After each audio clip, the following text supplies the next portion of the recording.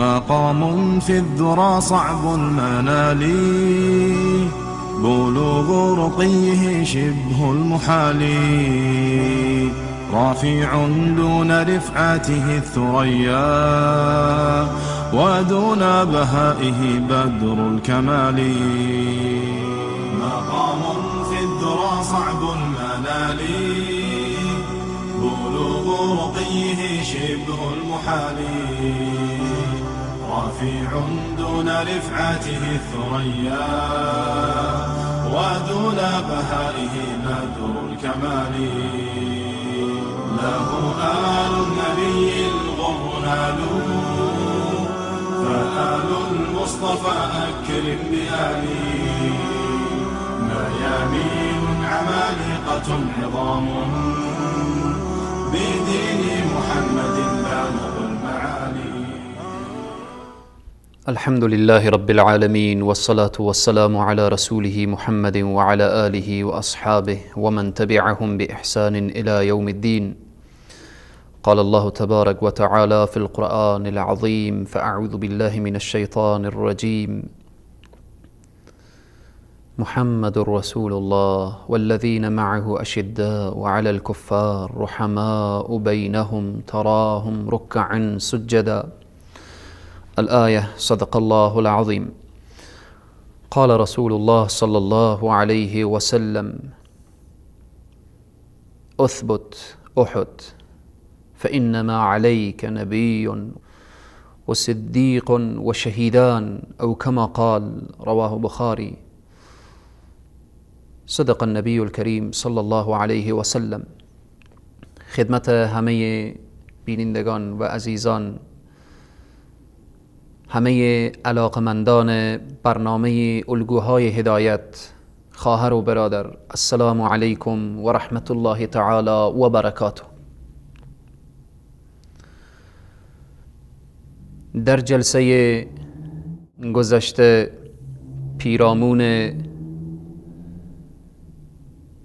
نخستین جانشین پیامبر اکرم صلی الله علیه و سلم که کیست و دارای چی شرایط و چگونه ویژگی های باشد اشارات مختصر داشتیم که این لیاقت و این شایستگیر فقط صدیق اکبر رضی الله عنه داشتن. بیان شد. حالا ارتباط به اسم و نسب و خاندان و کنیه و القاب حضرت ابوبکر صدیق رضی الله عنه اشاره می کنیم. نام حضرت ابوبکر صدیق چیست؟ در بین جامعه ما و در بین جوانان و نوجوانان ما وقتی پرسان شود که خلیفه اول مسلمان ها و جانشین بعد از رسول معظم اسلام صلی الله علیه وسلم کیست؟ میگن ابوبکر صدیق. خیلی خوب. ابوبکر صدیق فرزند کی؟ فرزند ابو قحافه. ولی اگر پرسان کنیم از خیلی از عزیزان که نام حضرت ابوبکر صدیق چیست، نام پدرشان چیست، شاید تعجب کنن. خب نام اینا ابوبکر، نام پدرشان ابو قحافه. اینها کنیه هست. نام خلیفه اول اسلام چیست؟ نامشان عبدالله هست. نام حضرت ابوبکر صدیق عبدالله هست. نام پدرشان عثمان هست. خیلی مهمه. از کسی که سالها میگه من عاشق صدیق اکبرم، اگر نامشان را بلد نباشه و آشنا نباشه خیلی مهمه.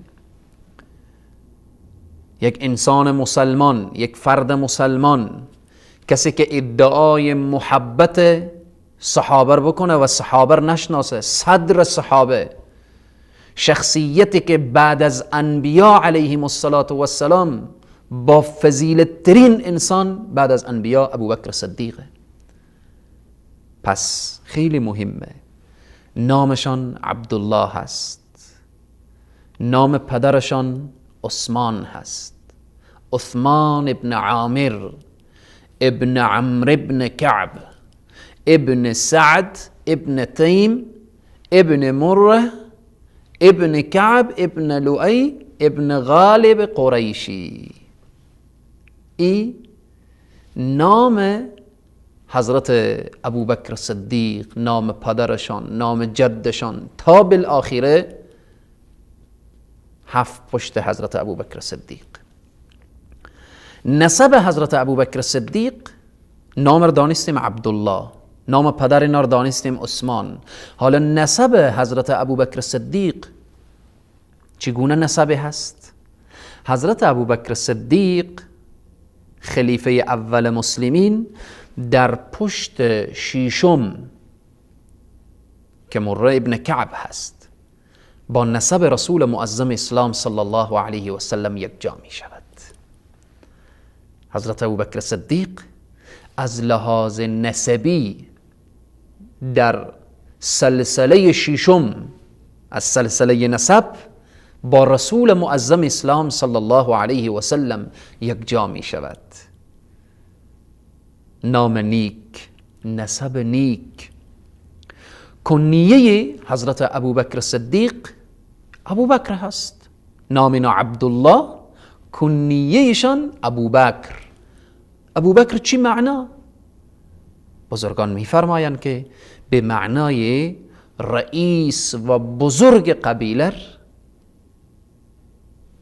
به او بکر میگفتن، ابوبکر میگن، یعنی رئیس و بزرگ قبیله هست. کنیه پدرشان را هم اشاره کردیم که ابو قحافه هست. حالا القاب حضرت ابوبکر صدیق چیست؟ حضرت ابوبکر صدیق دارای چندین لقب می باشند. القاب های زیبا و زیاده دارند. حضرت ابوبکر صدیق، ابوبکر عتیق، صاحب، اتقا، اوا، اینها القاب حضرت ابوبکر صدیق هست. عتیق چی معنی؟ عتیق یعنی آزاد شده. رسول معظم اسلام صلی الله علیه و سلم برای حضرت ابوبکر صدیق فرمودن انت عتیق الله من النار. الله اکبر. این لقب کی داده؟ رسول معظم اسلام فرمودن که تو آزاد شده از آتش جهنم هستی. چشم تو با آتش جهنم نمی افتد. عتیق این را می گوید. در بعضی اقوال آمده که عتیق به معنای زیبا چهره، چهره زیبایی داشتن. صدیق اکبر.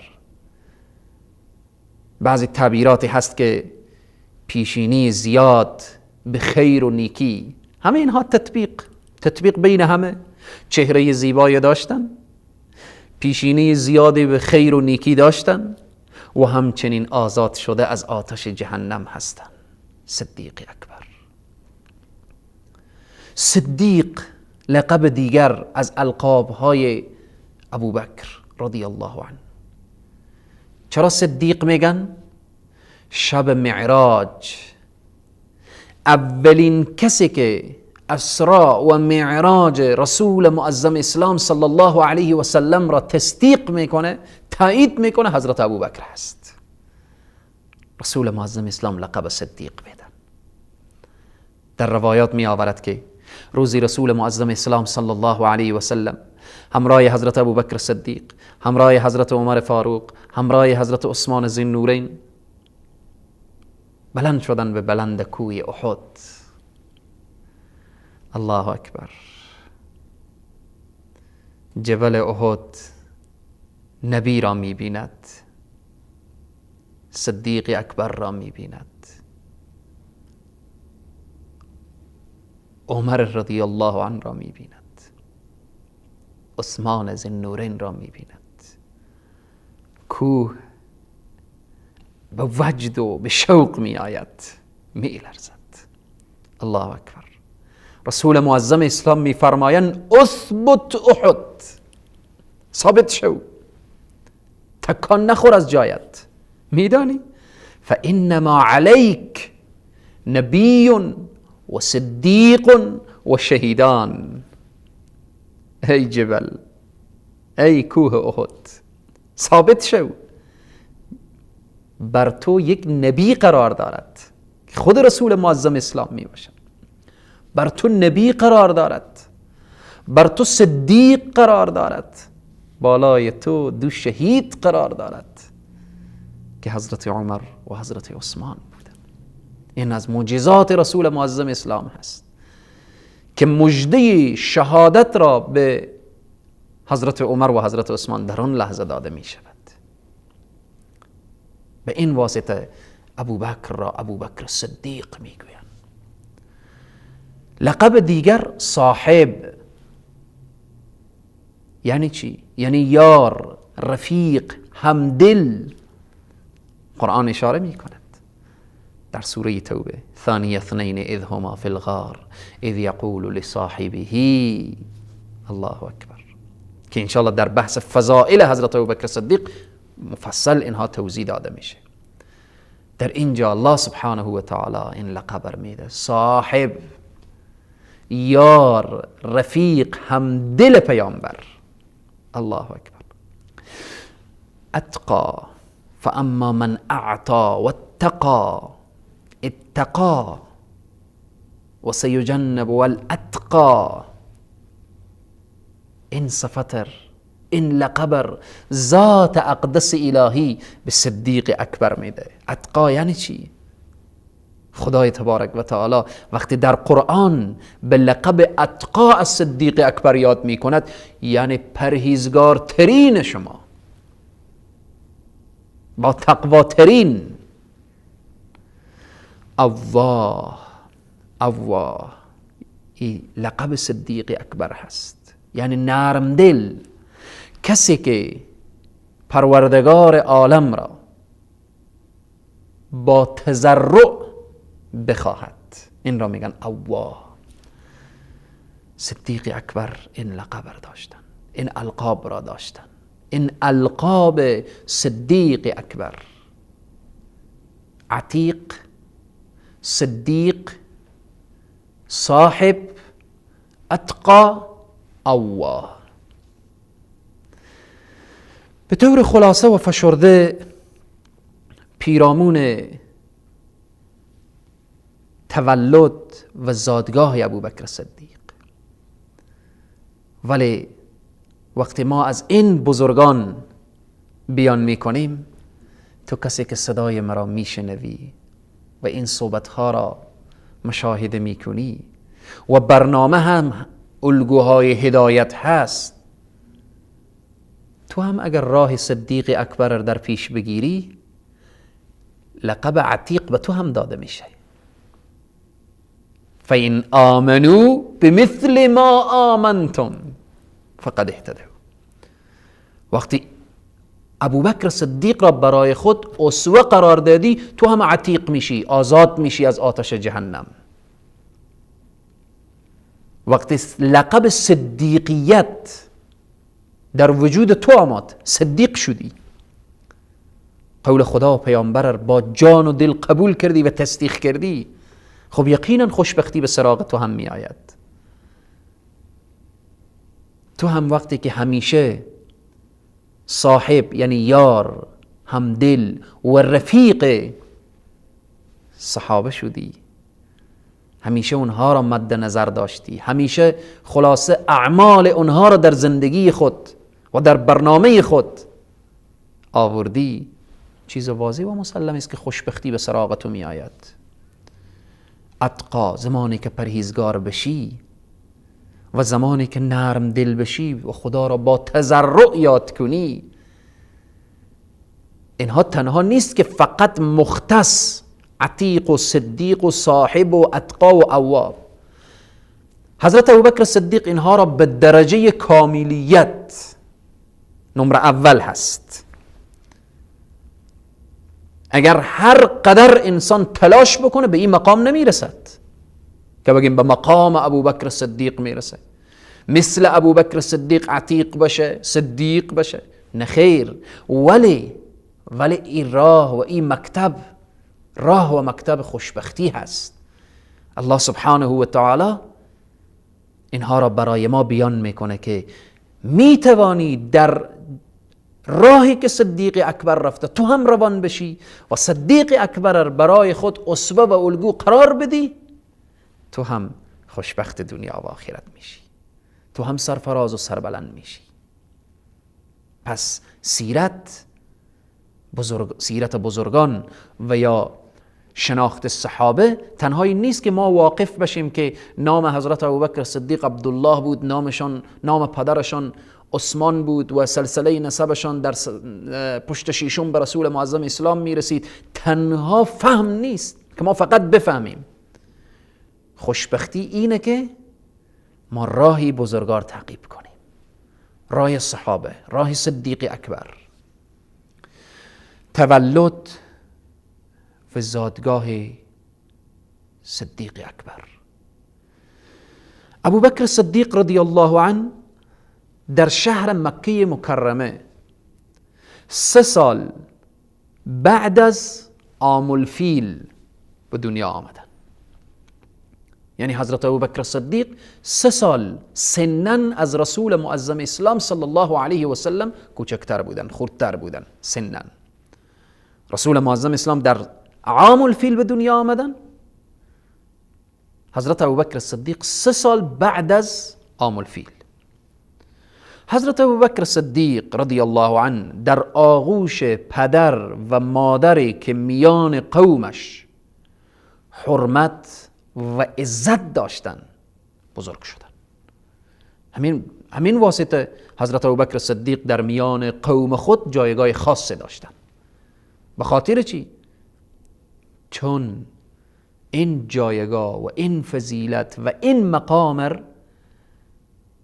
حضرت ابوبکر صدیق رضی الله عنه که در بین قوم خود با ارزش و با عظمت بودن، در آغوش پدر و مادری که آنها با حرمت و با عزت بودن رشد کردند.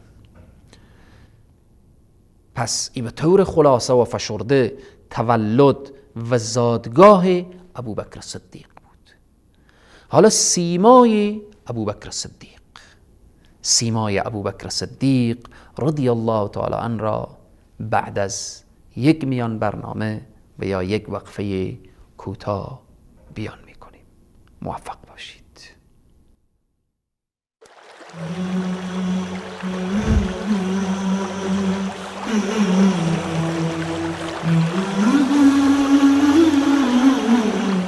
من بودم از قبل. بله. الحمدلله، شکر خدا هدایت هم داد.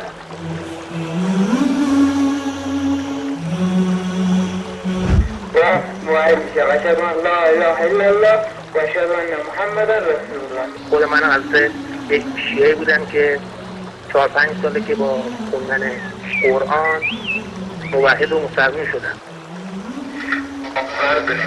باور بفرمایید دیگه زیاده نمیتونم بگم. شاید ما 2 طبقه خونه داریم، یعنی 300 نفر پیش خونه اینا. حالا قبلا مثلا عزاداری داشتیم که الان شده کلاس قرآن، همه شد قرآن خونه ما با تفسیرش میکنن. من خودم قبلا شیعه بودم، یه 2 ماهی که برنامه‌تون رو دیدم الان از تسنن شدم. اشهد ان لا اله الا الله و اشهد ان محمد رسول الله. امروز شما به من فهموندید که باید حقیقت رو دریابم و به نام محمدی روی آورم. الحمدلله الحمدلله آدم الوجود له حمدا يبلغنا رضا أبدا. فمن يرد الله أن يهديه يشرح صدره للإسلام. پس الله هر که را بخواهد هدایت نماید، سینه اش را برای پذیرش اسلام می گشاید. ثم الصلاة على المختار سيدنا وآله الكرماء وصحبه الزهداء. الحمد لله.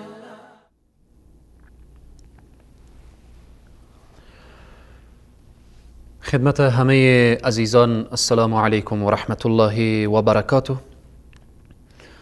پیرامون تولد و زادگاه صدیق اکبر اشاره کردیم. حالا سیمای صدیق اکبر یا به تعبیر دیگر شمائل صدیق اکبر. حضرت ابوبکر صدیق رضی الله عنه چهره سفید و مائل به زردی، جسم نحیف و لاغر داشتند. در سیمای صدیق اکبر می آورد که بینی صدیق اکبر بینی کشیده بود. چشمان صدیق اکبر تا اندازه فرو رفته بود و قد حضرت صدیق اکبر نه بلند بود و نه کوتاه، متوسط. و بسیار صدیق اکبر خوشرفتار بودند. هنگامی که راه می رفتند بسیار زیبا راه می رفتند.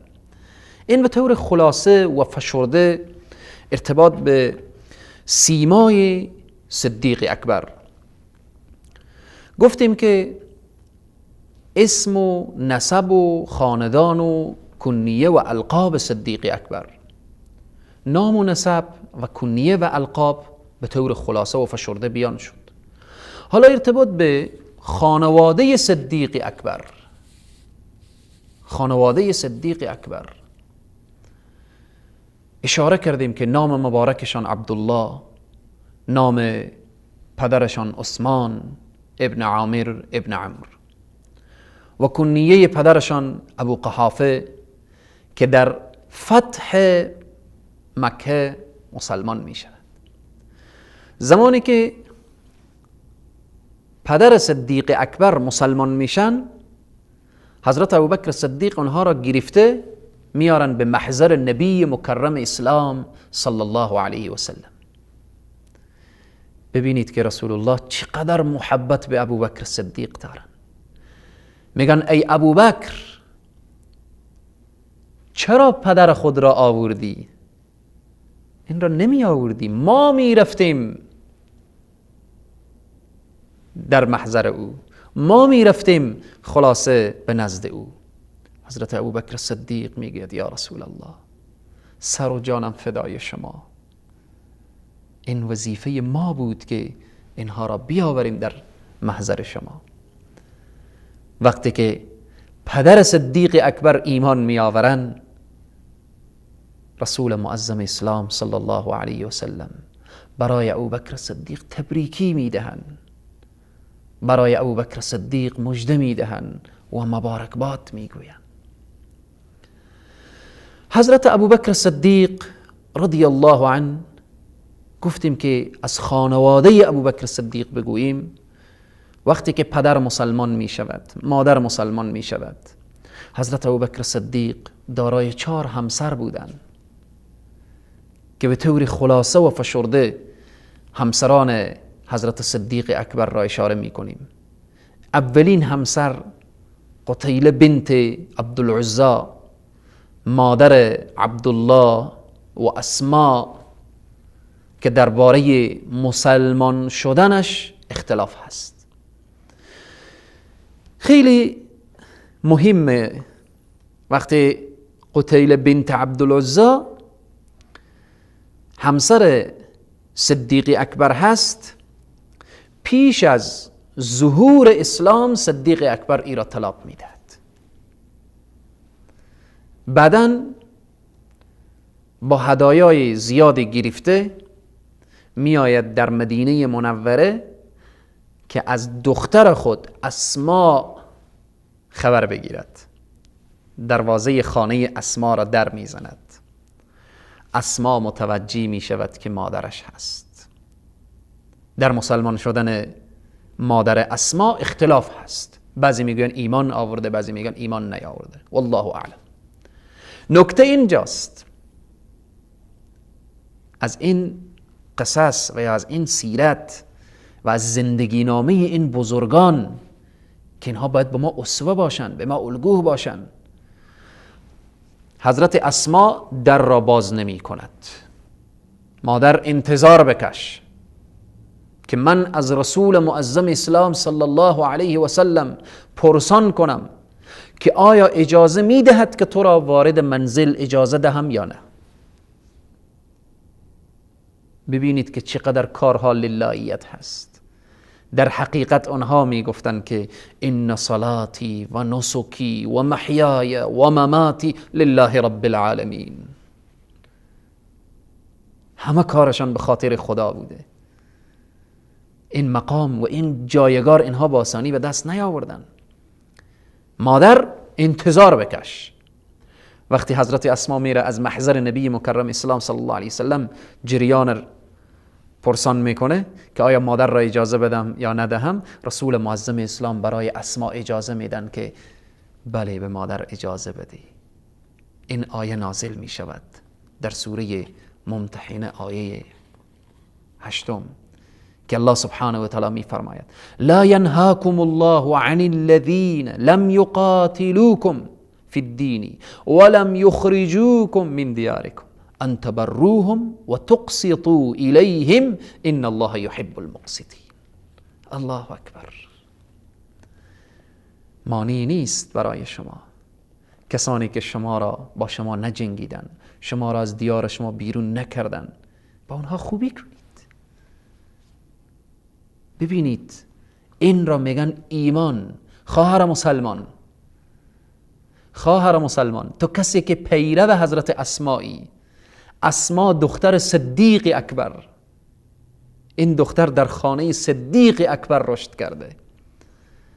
ایمان چی وقت کامل میشه؟ من احب لله و ابغض لله و اعطى لله و منع لله فقد استکمل الایمان. ایمان این وقت کامل میشه. محبت به خاطر خدا، بغض به خاطر الله، چیزی دادن به خاطر الله و منع کردن به خاطر الله، فقد استکمل الایمان. به اینه که الله از این صحابه و صحابیات اظهار رضایت کرده و در شأن اونها گفته رضی الله عنهم و رضوا عنه. پس یکی از همسران صدیق اکبر که گفتیم قبل از ظهور اسلام او را صدیق اکبر طلاق داده بودن، به نام قتیله بنت عبدالعزا که مادر اسما و عبدالله بودن بود. دوم از همسران حضرت ابوبکر صدیق ام رومان دختر عامر ابن عویمر که این مسلمان میشه و همراه مسلمان ها هجرت میکنه. ام رومان همسر صدیق اکبر از این فرزند داره که عبدالرحمن و حضرت ام المؤمنین عایشه مادرشان ام رومان هست که در سال 6 هجری ام رومان در مدینه منوره به لقاء الله می پیونده. سوم اسما بنت عمیس ابن معبد ابن حارس از نخستین زنان مهاجر هست. اسما بنت عمیس شوهر قبلی داره. شوهر قبلیش کیست؟ جعفر ابن ابی طالب. به همراه جعفر ابن ابی طالب به حبشه هجرت میکنه، باز به مدینه منوره میآیه و بعدن که حضرت جعفر ابن ابی طالب در جنگ مؤته به شهادت میرسه، صدیق اکبر با اسما بنت عمیس ازدواج میکنه که پسر حضرت ابوبکر صدیق به نام محمد ابن ابی بکر فرزند اسما بنت عمیس هست. چهارم حبیبه دختر خارجه ابن زید ابن ابی زهیر، همسر چهارم صدیق اکبر.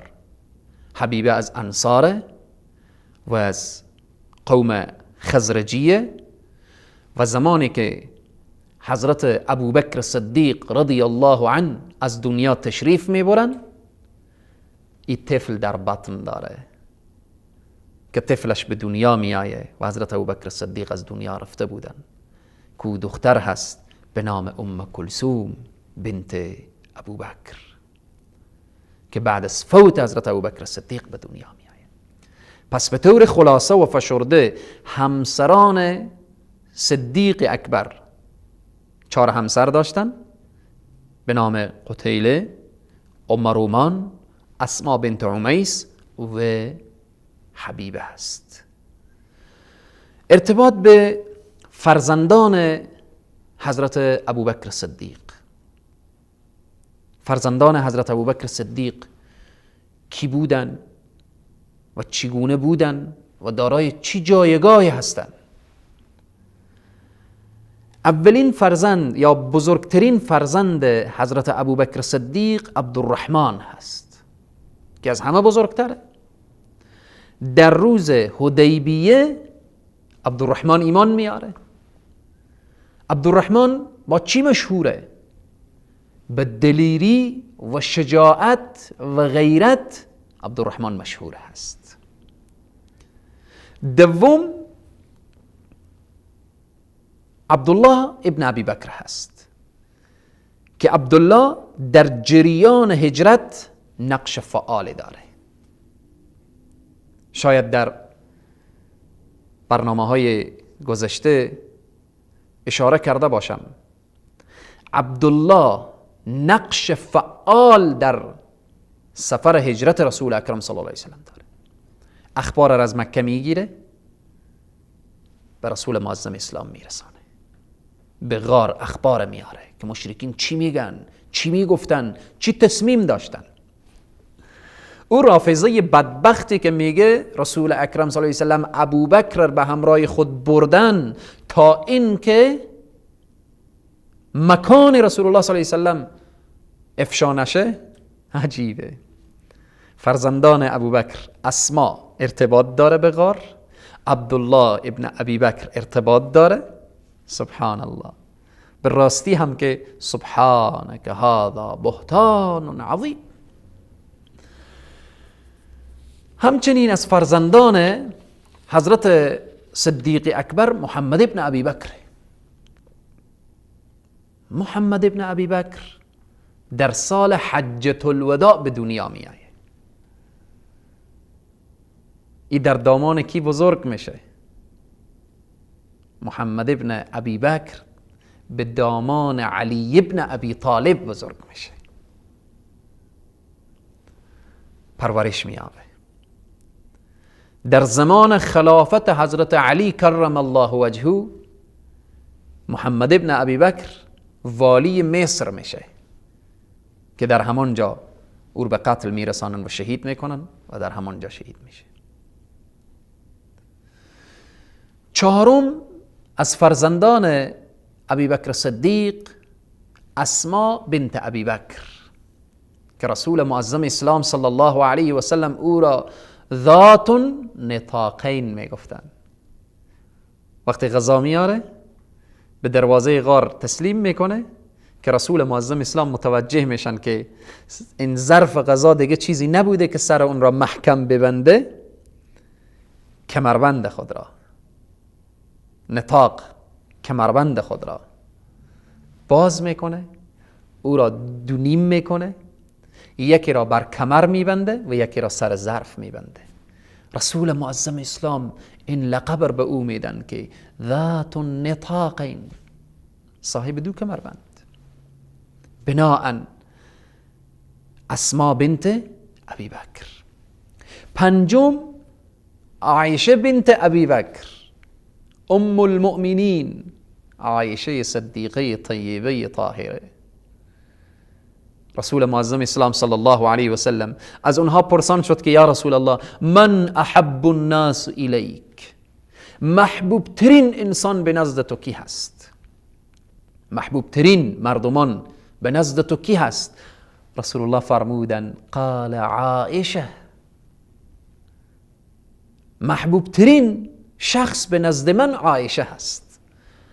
راوی میگوید که باز پرسان شد که من الرجال، از مردها پرسان کردیم یا رسول الله، از مردها محبوب ترین انسان به نزد تو کیست؟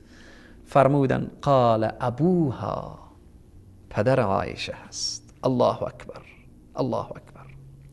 خلاصه ارتباط به محبوب رب العالمین عایشه صدیقه، بنده با اون علم اندکی که، با اون فکر قاصری که، با اون زبان لکنه‌داری که خلاصه الله توفیق داد، با شخصیتی که وصفش را الله کرده، الله سبحانه تعالی توفیق داد. من چندین ساعت ارتباط به ام المؤمنین عایشه صدیقه صحبت کردم که دوستان می توانند باز از طریق اینترنت یا از طریق CD ها و اینها استفاده کنن و بشنون. به طور خلاصه و فشرده عایشه صدیقه کسی هست، دختر صدیق اکبر، ام المؤمنین، مادر مؤمنین، کسی است که 2210 حدیث از عایشه صدیقه روایت شده که 174 حدیث متفق علیه هست، 54 حدیث را امام بخاری به تنهایی روایت کرده، 69 حدیث را امام مسلم نقل کرده. و حضرت ام المؤمنین عایشه صدیقه، عایشه صدیقه بنت صدیق در سال 57 هجری به لقاء الله می پیوندن و در مدینه منوره در بقیع دفن می شوند. ششم، سریعتر میگذاریم وقت ما رو به اختتام هست، ام کلثوم بنت ابوبکر هست که حضرت ابوبکر صدیق فوت کرده بودن که ام کلثوم به دنیا آمدن، بعداً طلحه ابن عبیدالله با ایشان ازدواج میکنن. بله سروران عزیز و بزرگوار، این خانواده ابوبکر صدیق هست، این خاندان صدیق اکبر هست. تنها کسی که تمام خانوادهش با پیامبر اکرم صلی الله علیه و سلم ایمان می آورن ابوبکر صدیق هست. پدر مسلمان، مادر مسلمان، همسر مسلمان، اولاد مسلمان، همه اینها در صحرای محشر، الله اکبر، اشخاصی هستند که الله از اینها اظهار رضایت کرده. این افتخار نصیب صدیق اکبر شده که تمام خانوادهش به دین مبین اسلام مشرف میشن. از این افتخار بیشتر چی باشد؟ از این مدال بیشتر چی باشد؟ از این نعمت عظیم و عظما بیشتر چی باشد که الله سبحانه و تعالی از صدیق اکبر، از پدر صدیق اکبر، از مادر صدیق اکبر، از همسر صدیق اکبر، از اولاد صدیق اکبر، الله سبحانه و تعالی اظهار رضایت میکنه. به شأن این خانواده الله میگه رضی الله عنهم و رضوا عنه. الله سبحانه و تعالی ما را پیرو واقعی حضرت ابوبکر صدیق بگرداند. انشاءالله جایگاه اجتماعی ابوبکر صدیق و ویژگی های اخلاقی ابوبکر صدیق که در جامعه جاهلی پیش از اسلام چگونه شخصیتی بوده، به برنامه بعدی انشاءالله باذن الله با توفیق الله سبحانه و تعالی بیان خواهد شد. تا برنامه بعدی شما را به خداوند کریم و رحیم می سپارم. موفق و سرفراز و سربلند دنیا و آخرت باشید. السلام علیکم و رحمت الله تعالی و برکاته. مقام في الذرى صعب المنال، بلوغ رقيه شبه المحال، رافع دون رفعته الثريا ودون بهائه بدر الكمال مقام في الذرى صعب المنال بلوغ رقيه شبه المحال رافع دون رفعته الثريا ودون بهائه بدر الكمال له